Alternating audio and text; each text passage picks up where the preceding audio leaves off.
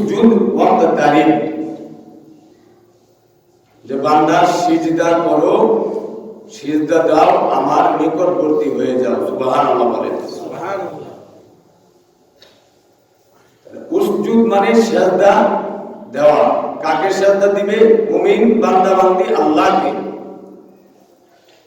এজন্য আল্লাহ বলতেছেন যে আমার কাছাকাছি যদি তুমি হতে চাও, আমার নিকটবর্তী তুমি যদি হতে চাও, তাহলে উসজুদ ওয়াক্তারিব, সিজদা দাও, আমার নিকটবর্তী হয়ে যাও।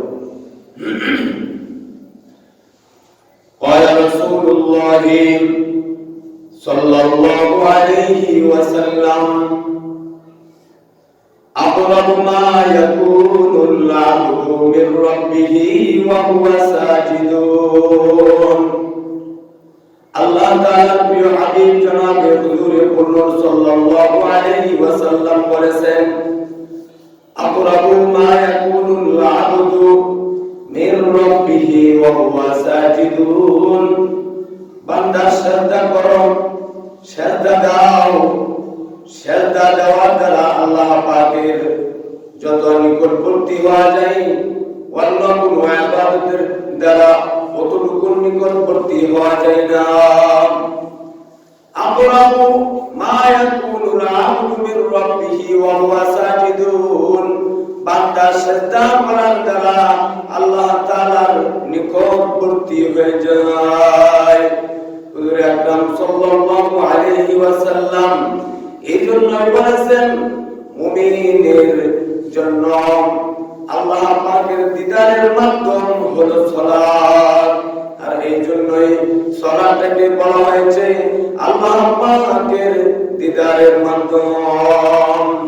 এই জন্য যারা নামাজ পড়ে, নামাজের মধ্যে যখন আল্লাহ পাকের কোরআনের তেলাওয়াত করে, তখন তারা যদি এরকম আল্লাহ তাআলাকে সিজদা দেওয়ার জন্য দুনিয়ার অন্য কোনো উদ্দেশ্য এখানে থাকে না, ব্যস্ততা থাকে না, জরুরত থাকে না, দিনের মধ্যে শুধু থাকে আমাকে তো আল্লাহ তাআলা দেখতেছেন। আল্লাহ তাআলা বলেন, বান্দার খেয়াল এমন থাকা চায়, যদি বান্দা নামাজে দাঁড়ায় তখন বান্দা মনে মনে চিন্তা করবে, আমার আল্লাহ আমাকে দেখতেছেন। আমি যদিও আমার এই চক্ষু দ্বারা আল্লাহকে দেখতে পাচ্ছি না, কিন্তু আমি না দেখলে কি হবে, আমার মালিক আল্লাহ আমাকে তো দেখতেছেন। এমন মনোভাব নিয়ে যদি কেউ নামাজের মধ্যে দাঁড়ায়, তাহলে ওই নামাজের মধ্যে মন যদি অন্যদিকেও চলে যায়, পরক্ষণে চিন্তা আসবে, আমি তো নামাজের মধ্যে দাঁড়িয়েছি, আমার মন কোথায় চলে গেল। মনটাকে ওই দিক থেকে ঘুরিয়ে আবার যখন নামাজের মধ্যে আমি এনে নেব, তখন ওই নামাজটা আমার জন্য নাজাতের একটা মাধ্যম হয়ে যেতে পারে। সুবহানাল্লাহ বলেন। নামাজি ব্যক্তিদের মধ্যে কয়েক প্রকার নামাজি আছে।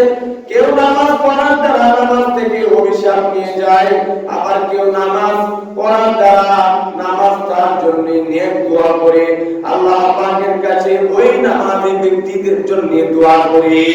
সুবহানাল্লাহ বলেন। এই জন্য কিছু নামাজ, ওই নামাজের দ্বারা বান্দা বিনা হিসেবে জান্নাতে যাবে, আর কিছু নামাজের দ্বারা বান্দা মুনাফিক হিসাবে পরিচিতি লাভ করবে।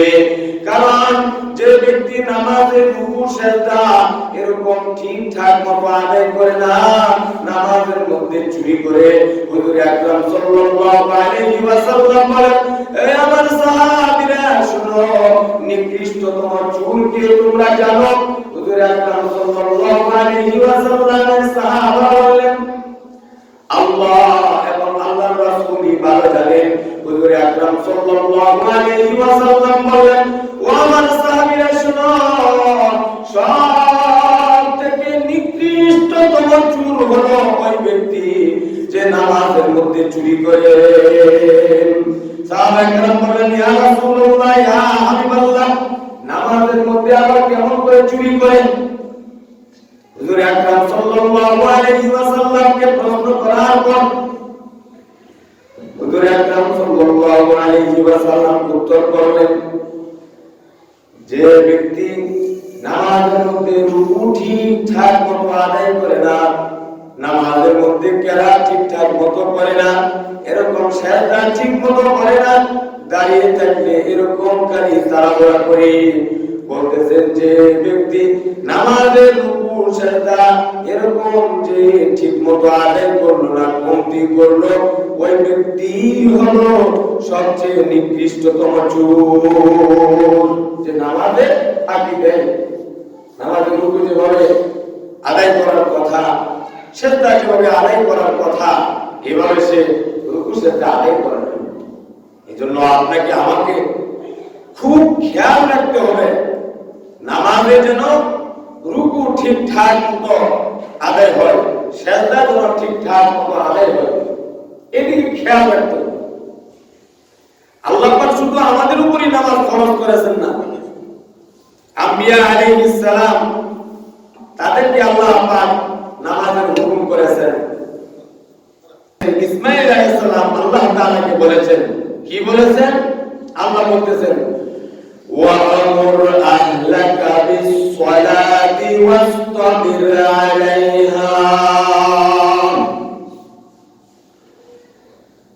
লা নাসআলুকা রিজকান নাহনু নারযুকুকা ওয়াল আকিবাতু লিত-তাকওয়া।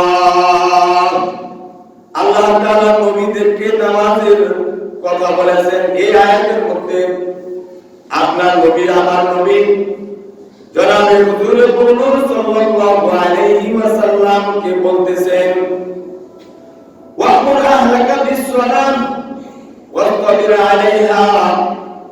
হাবিব আমার, আপনি আপনার পরিবার বর্গকে নামাজের আদেশ করুন এবং এর উপরে আপনি প্রতিষ্ঠিত থাকুন। ওয়াসতাবির আলাইহা, স্থির থাকুন। লা নাসআলুকা রিজকা, হাবিব আমার, আমি আপনার কাছে রিজিক চাই না। নাহনু নারযুকুকা, বরং আমি আল্লাহ তাআলা আপনাকে রিজিকের ব্যবস্থা করে দেই। আর বরং করে বলতেছেন, ওয়াল আকিবাতু লিত-তাকওয়া, মুত্তাকিদের পরিণাম শুভ হয়। এরকম ভাবে মুসা আলাইহিস সালাম আল্লাহ তাআলার কাছে এরকম বলেছেন। আল্লাহ কোরআনে বলতেছেন, ইন্নানি আল্লাহ।